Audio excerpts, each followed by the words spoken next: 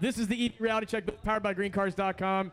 And guess what? If you can hear our voices, a free T-shirt awaits you. So come on by the EV Reality Check booth, get a free T-shirt. But this booth is really designed for answering questions about the EV ownership experience, talking to industry professionals, letting people that are here at the show just come by, say hi. Again, if you got something on your mind you want to know about, hey, come by and check out the booth. And also, throughout the day, we're going to be talking to people that are on the front lines of making the industry happen. And that's a big part of what we want to showcase, is that there's a lot of people that make the industry function. If you can hear, again, our voices, come by, get a free T-shirt. This is the EV Reality Check booth. My name is Matt Teske. I'm the founder and CEO of Chargeway. I've been in the EV industry for over 10 years now, in automotive for over 25. And our app is something you can download to easily find charging stations, plan road trips for any EV. It's kind of like the Sesame Street of charging. So if you've ever had questions about charging, well, we make it easy. So be sure to check that out. And in every city, I am also joined by a host. And here is Diego from Exodo. Diego, let the world know about yourself. My name is Diego Cardenas, and I am the co-founder and vice president of Exodo. We're a California-based electric manufacturer of electric mopeds that have three-wheel self-stabilizing technology that will enable you to ride fun, ride safe, without a motorcycle license, legally on the street. There you go. Again, like I said, good elevator pitch. So again, here at the booth, we want to be talking to people throughout the day about what's going on and make the industry happen. And for this session, we are joined by Lyubov from Go2You, and you are an EV charging mobile app. And there's more to it than that, but I'll let you explain. You are the co-founder and COO. Right. We have a new technology that is basically transforming the EV charging 1.0 to EV charging 2.0, which is smart, reliable, and very, very user-friendly. Well, so that question comes up all the time from people who've been driving these for a long time, which is, well, okay, I need to know, is this station on and active? How many chargers are at the location? Exactly. For the longest time, it was really kind of like you had, again, just choose your own adventure, basically. But there's a lot of infrastructure now that we have stations that have multiple chargers at a given time. Right. But you want to make sure, as you describe, when you do arrive, is there one that you can basically access instantaneously? Exactly. Yeah, so this EV charging 1.0, unfortunately the one we all got used to, it's based on just a chance that you will actually have your EV charging services. And we all know this feeling. You're getting to the charging station, you cross your fingers and you hope, right? That's the only thing that you can do, right? That the charging station will be available, there will be no line, and that would actually work. That's why we decided to change this model, right? Because the EV charging 1.0 is not helping anyone. It's not helping EV drivers because, well, we don't want to gamble every time we want to charge the car. And that's also not helping the site owners because, well, they want to make sure that the chargers are up and running. They can really rely on the EV charging, and they can bring the service to their guests and visitors. That's very important. So that's where Go2You steps in. I was going to say, you're probably thinking something. I mean, I lived 1.0. I think I lived minus 1.0. You're like 0.5. I'm 0.5. It was 0.5. crazy because there was a time that it's like I got this electric vehicle. The closest my car has 80-mile range, and my closest station was 120 miles. You tell me how to figure that one out. But to kind of ask you a follow-up question to that is that it's a monumental task to be able to get all these vendors speaking different languages to tell you if they're online, offline, if it's going to work, if it's going to transact, which is the biggest fear that I have in ringing anxiety is pulling up to that station, like you said, crossing my fingers, and then even software compatibility issues. Oh, we just pushed out a new update to the charger station.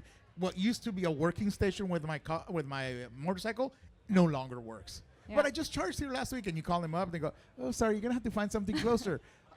I don't have close routes. I don't have that, yeah. I don't have close routes. So those are the things that I kind of feel that technology like yours is going to help because it's going to be able to give us that real-time sensation of being able to securely and reliably charge. Yeah, absolutely. And that's really about these comfort and confidence that you don't have to worry. You don't have to do all these guesswork. And really, if you think about this EV charging 2.0, it should be based on the reservation technology. Really the very nice and seamless experience where you just book a time slot ahead of time. The EV charging becomes data-driven, and what is really important, it becomes personalized for you. Because you know what? We didn't stop with our technology on just enabling the reservation of the charging stations. look, we are the human beings, right? And it's not only about the car when we want to recharge the battery. We want to recharge our batteries too, right? So how about coffee or quick lunch? Or if you travel long distance, wouldn't it be great to book the EV charging station and the hotel room in the same mobile app?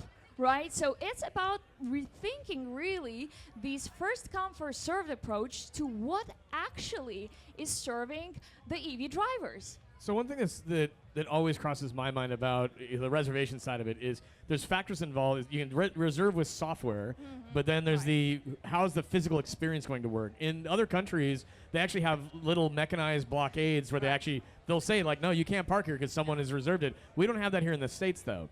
Right, but that's also about the evolution, let's say, of the EV charging and also the nudging the behavior of the EV drivers. You probably remember those days when the charging stations were iced, right? It's not happening that often these days. So that's also about the culture. It's also about explaining people that, hey. I guess what's keeping it from happening these days? I mean, that's a question I also have, is if you can't make sure the physical location is secured. Right. How do you solve for that? Yeah. So on the software layer and how we are actually handling this interconnectivity between the different vendors, between different manufacturers of the charging stations, that's really about setting a new standard in the technology where GoToYou is actually already integrated with over 60 manufacturers of the EV charging hardware equipment, and that's really to make sure that the reservation will be reserved for you and only you can actually charge your car. So if someone else just comes up and they try to plug in, the charging session would not be activated for them.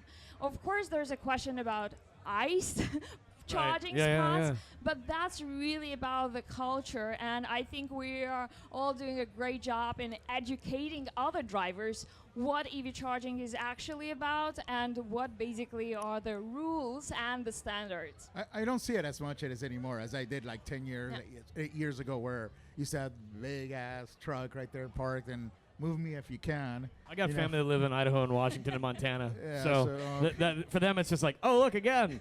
I mean California. I mean California though is a good example of where I think the industry can and will go. Yeah. Probably because we've just got. Again, for the volume of cars and charging that's publicly accessible in California, it's easily a third or a quarter of what's happening for the national number. So it exemplifies where we can take it. The cultural shift, though, I think it's a challenge. It's a real challenge because state to state, again, the adoption rate, whether it's of public infrastructure being built out or cars being purchased, there's still a challenge there, I think, over time that, again, I like what South Korea did. They're like, no, we're literally blocking this parking spot. I don't know if we're going to get regulators to do that here, though. But I think that's going to be something that, again, mistakes happen, too, where people just pull up. I think now that chargers are so prominent, you can't goof it up. Like back in the day, like a little charger that was there, you might have missed it. But the ones that we see now that are, 8 feet tall, and it's like you either did that purposefully or I don't know why you're here. Yeah. Well, there's a long way to, and the improvements are happening right now. So speaking of public charging, of course, we have to educate people. No questions here. But the reservation technology is also mission critical for multi-residentials or condos. I would say that's a massive application because that Absolutely, you may not know your neighbor. All of a sudden, it's just like, no, that is literally my spot. Is that where you're seeing most of the application for your software happening first? Is MUD? Yeah, there are lots of applications, not just for public, but semi-public or private charging. Because you're absolutely right. You don't want to fight with your neighbors, right? Nope, I don't. But if you have to fight over a cable, well, that is a stretch. And then think about workplace charging, right? That the same situation. Let's say you have 10 chargers and you have 20 employees. Who's charging when? Right. Right? So the reservation becomes mission critical. It's not only for this individual use or closed environment, but really we see multiple applications, and we actually love to see how the EV charging infrastructure is evolving. So it comes a long way from just the quantity and the charging stations that you would like to see in your neighborhood to actually the quality, right? What kind of services I can get at these charging stations. And I think that it's becoming more and more important for the industry. Do you ever see or foresee the ability to do trip planning within your technology. So now that you have all this convenience, finding the driver's behavior, what he also needs, if it's a rest stop, a trip planner based on the vehicle dynamics to be able to give them that level of personalization. Absolutely, and I think that that's the future we all are envisioning, right? We don't want to see that drivers are switching from one app to another. The route planner is an essential part of your experience, right? Because let's say if you're looking for the hotel, you want to filter all the charging stations that are at the hotels, and then you want to book everything in one mobile app. I don't know how many apps do you have on your phones? Oh. 5? I just have Chargeway, but that's okay though. Oh, you're lucky. But how about you? Oh my God, I got a boatload depending on where I'm gonna go, how I'm gonna get there, and what I want to do. If I want to challenge, Yeah. I plot it myself, and I see what's around there, and I draw circles around, and I see. But you're an adventurous dude. I mean, like you literally go out of your way to find a place that is remote. Well, because and knowing you can access electricity, you'll still probably go for it. It's been in the butt because I've been to places where they're saying there's a charger here, and I go in the middle of a cornfield and there's nothing there. Oh, actually, this is a really good point. And you get data from networks that you guys access for your application. That is such an important factor because if it's an owned charger, the networks are very, very particular about this is exactly where it's located, like down to the foot. Yeah. Whereas if it's an offered out service like hardware, software that can be bought by a site location, they will just type in an address in Google and say, oh, here's our geolocation. And then it'll be a charger in the middle of a building on their roof. And you're like, no, that's not where it was. That to me, that's a huge challenge of getting those networks to understand the value of that data being accurate. Yeah, and Matt, again, to my point that I see that we're shifting from just very basic information, very basic data about, well, at this shopping mall you have a charging station, to giving people a very precise information like, here's the charging station, station number 1, number 2, number 3, right? Here are the plugs that you can use, and then you provide the information about the availability of each and every plug. If the charger is occupied, tell me how long this charger will be occupied, right? Down to the minute. Tell me if the charger is going to be occupied for the next 2 hours. Well, maybe I'll shift my plans. This is why idle fees matter. Exactly. Well, that's one thing, but sometimes people can pay extra because they just parked their car and they decided to have a lunch, or they just forgot about the charging. But so that's really important to give very precise information. And we think that site owners, they really understand the value in bringing this extra layer of intelligence, because you know what? When people see that the site owners are taking care of their charging needs, when they understand that this is the location they can actually trust, they will come back. And for public charging too, we often find that drivers will say, that's the one I go to and I rely on. And not only that, if you have bad charging experience at a location, you normally associated with that place. It's going to generate a support cost because that disgruntled person who's outside charging on somebody else's charging technology is going to come to your place. Why isn't it not working? I think that's been one of the biggest challenges for non-Tesla owners for the last 10 years is that the experience of going to third-party networks, some of them, again, when they own and operate it and they say we care about our hardware being up and running, they own the experience. But there are many of them that their business model was, no, we sold our hardware and software to somebody and they own and operate it, so they have to make sure you're happy. But it's like, yeah, but your brand name is on it though. Exactly. That still is, like you said, like that is brand damage if someone says, not only am I not happy with the location, the hotel, or whatever it might have been, they're also not happy with that network. And then obviously the customer service, which is basically fronted by that operator at that site. Yeah. So they're going to say, well, you know what, go call them. This customer service. No, the educational factor around, I think the B2B relationship of this is something that has been improving without a doubt. But rewind 5 or more years, it was a challenge sometimes to get people to understand, that's the network that operates it, but this is owned by the hotel and whatever. Right.